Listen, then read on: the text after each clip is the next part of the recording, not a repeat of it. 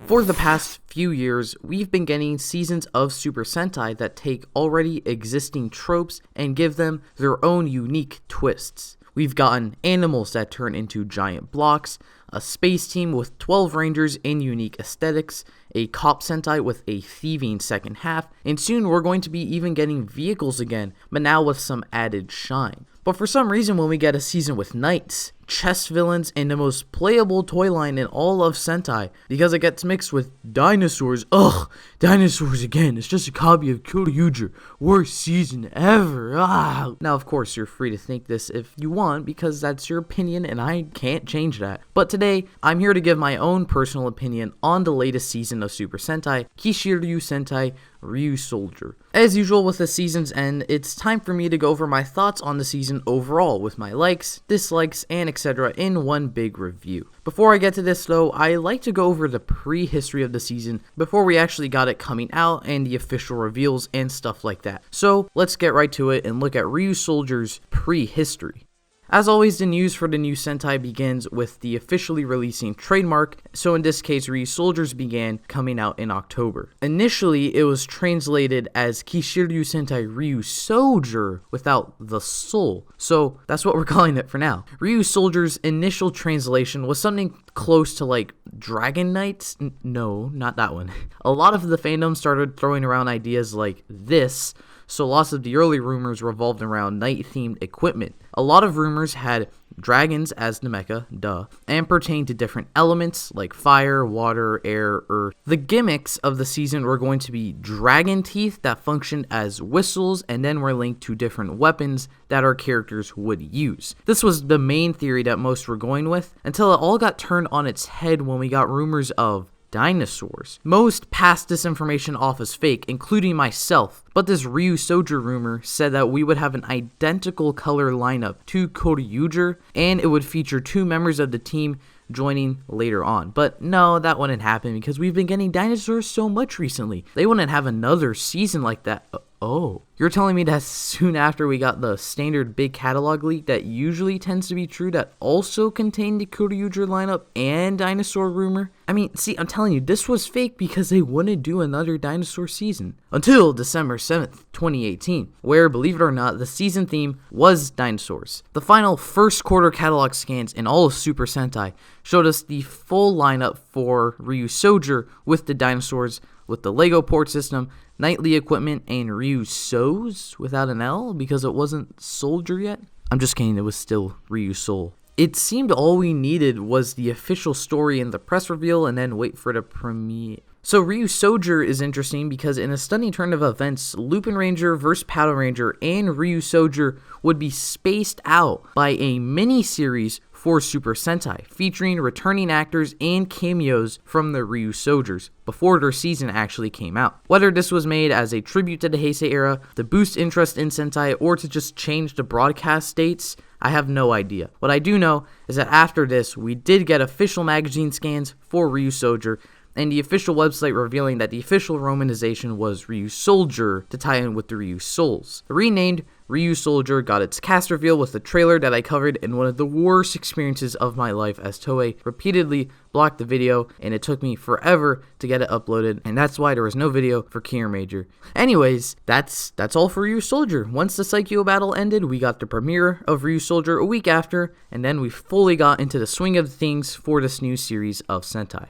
I love a lot of stuff in Ryusoulger, so let's start small. The Minosaurs, I feel, are a really fun change to the Monster of the Week formula. Recently in Sentai, the monsters just tend to be monsters with some sort of special ability, but Ryusoulger changes this up by linking the monsters to human characters, with their creation being a direct result of human interactions. It adds a multitude of positives to the episodes. Interactions with the side characters of the week feel a lot more worthwhile because they contribute in some way to the defeat of the Minosaur. The designs are also very diverse and interesting because they're all based on different personalities, and stakes are raised because that side character's life is on the line just because of the existence of that very Minosaur. The Minosaurs remind me a lot of the Bugsters from Kamen Rider X-Aid, which might be why I like them so much. Of course, their presence in the plot gets more faded into the background as the season goes on, and we focus more on the main villains, but when it's at the forefront of an episode, I think that it's a great deal of fun. The change is also pretty naturally woven into the season once again because of how the Minosaurs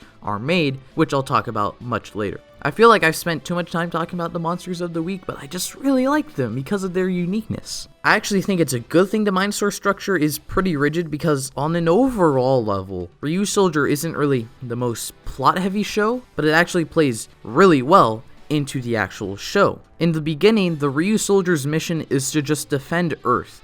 No one really had any idea that the Druidon would return with the addition of the Minosaurs and seemingly turn the tide so soon. For the characters of the season, their job just seemed like they had to defeat whatever Minosaur was cooked up for them that week, and maybe the Druidon alongside it. There was no endgame for them, there was only an infinity war, which was very prevalent in the season when Druidon generals continued arriving on Earth in a seemingly endless fashion. There's no big overarching boss that the Ryusoulgers or the audience know of until the last few episodes where Eris is introduced. And when she is introduced, the knights actually start to think about their life after the Druidons, since an ending to the battle is finally in sight. So then, the final arc is a standard rush to boss finale arc, but now it actually makes a lot of sense because it's really the Ryusoulgers' first attack on the enemy base now that they know of its existence and the existence of a main boss. It's kind of sad when you think about it even. There was no happy ending for the team until these last few episodes, and it makes their final battles against the Druidon tribe that much more tense. The season doesn't have a breakneck plot, but the Minosaur structure does provide for a few interesting arcs that I think, combined with the in-universe explanation, certainly makes up for that case. I also think that this aspect is greatly assisted by the lovable cast.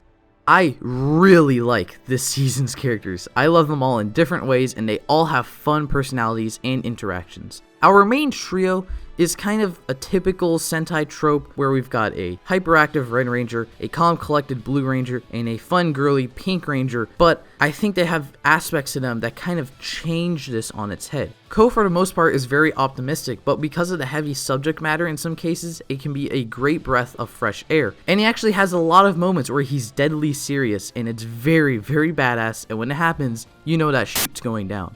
As I said, Melt is a typical calm Blue Ranger, but he doesn't really lighten up as the season goes on. He's still pretty serious, but I still really enjoy him. Asuna has the bubbly personality, but she also, like Ko, has the deadly serious aspect, and when that happens as well, you definitely know that she's getting serious as well. And when the two of them team up, stuff's really gonna happen. And she's also got some other fun character traits, such as the super strength and her obsession with eating. Moving on to the Sixth Ranger, Kanalo is very relatable because his entire character is just to get a girlfriend slash wife. It's a little unclear how many steps he wants to take, but despite this seemingly goofy character that I think is suitable on its own, he doesn't actually let this love get in the way of his duty as a Ryusoulger, which I think is a great part of his character. As much as I like these four Rangers, I really like these two and the extra hero. Gaizold counts as an extra hero because the repaint of him is actually called a Ryusoulger, right? I don't think it really matters. I'll be talking about Gaizold and the other armor later anyway, as that ties into a different topic I have in mind. For now, let's look at Toa and Bamba. I loved how the two of them show up a couple episodes into the season with a radical approach to getting rid of the Minosaurs. They felt like a completely separate team, even if they had the same main goals as the original trio. Along with that, we were shown that Green and Black were definitely stronger fighters than the original trio, but they had yet to find their Kishiryu partners like that original trio. I felt the distinction between the two groups played really well into the first few episodes, where we get a clash of ideals, with this mini arc ending with the creation of Kishiryu 5 Knights and the brothers realizing that they may not have had the best methods to saving the world. But even after this, Toa and Bamba still acted more or less as a separate part of the team. They wouldn't fight off involvement of the main trio like they did before, but they still didn't live in the Tatsui house and acted on their own, which led to some cool moments that I thought was really unique. I just kinda wish they had a somewhat different design to assist with that distinction. Speaking of the Tatsui house, we also have these side characters which don't really amount to much, but I don't hate them, really. I just wish Oto actually became a ranger since she found Piton and piloted Yokuryuo. Overall, I'd say that while the main Ryusoulgers don't really develop that much as characters, I feel like there was still some growth to them. They all got 1 or 2 episodes that focused heavily on them as characters, and they definitely feel like a more capable team of knights by the end of the show than they did in the beginning, and they also certainly feel like more of a family than they did in the beginning. And because of that, I really love this cast. So before I get into the 2 armored Ryusoulgers of the season, let's talk about my 2 big negatives of the season, as these all play right into each other. The first for me is Ryusoulger's wasted potential. There are so many things in the season that could have been given expansion beyond what they have now, and I think they could have greatly improved the season or have provided some interesting ideas in the season. Character arcs like Melt's Nightmare Minosaur, the Caliber arc, some characters like the Masters or the Elder, aesthetics like the Caliber or the lack of weird combos, the Druidons invading other planets in the galaxy, and Seto are just a few of these. Seto especially, Ryusoul Brown, I feel is the biggest example. Seto is introduced at the halfway point of the season as this like mentor character, but over time he just slowly fades into the background until he needs to be brought back for the occasional wisdom or whatever. His debut as Ryusoul Brown comes out of nowhere and is then just treated as a joke when there was some badass music playing in the moment, and it could have also been an absolutely amazing moment. There's just so many amazing ideas in the season that could have been expanded upon in my opinion, and then maybe could have furthered my enjoyment beyond what it is now.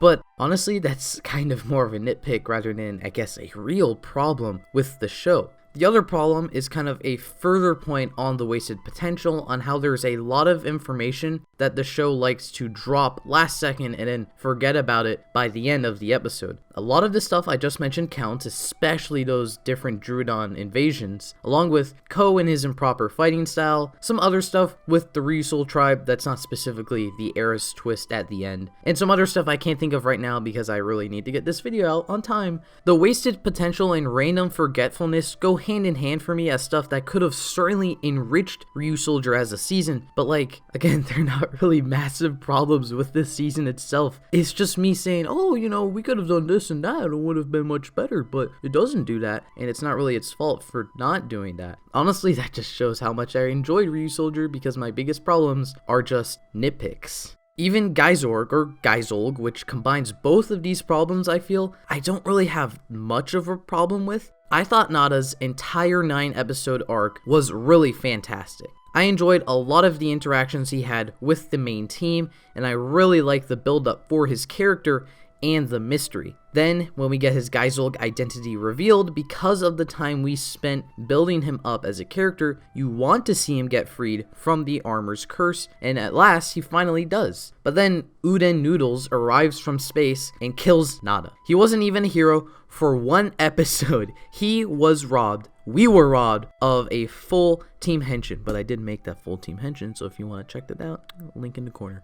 We were robbed of what could have been if he actually became a full-time member of the team, and to actually see the development he got play out in a more interesting way. More wasted potential. Afterwards, the arrival of Precious has a bit of a repercussion on this with Max Ryusoul Red, but then we just sort of forget about Nada. Now, I'm not saying that I needed the Ryusoulgers to mourn Nada every single episode, but maybe just once in a while we have them mention him, or we have Ko say something like, "Let's go, Nada," as he activates Max. I'm not really sure, but then again, he also did get a bit of recognition in the finale arc, so once again, more nitpicks. In a weird way, Geizolg is my least favorite part of Ryusoulger because of what we lost in it, but I also feel that's what makes his story so good and so interesting. The Geizolg arc and the entire life of Nada is sort of a tragedy. Nada tries his hardest to become a Ryusoulger, that's all he wants, to become a Ryusoulger, and the doors close on him wherever he goes, and the only way he can fulfill his wish is to take a turn to the dark side as Geizolg. But he realizes the error of his ways when he discovers the Ryusoulgers, but it's too late as the Geizolg armor overtakes him. But then, because of the relationships he has built with the Ryusoulgers try their hardest, and despite achieving a small victory, they still couldn't save the Geizolg armor from attaining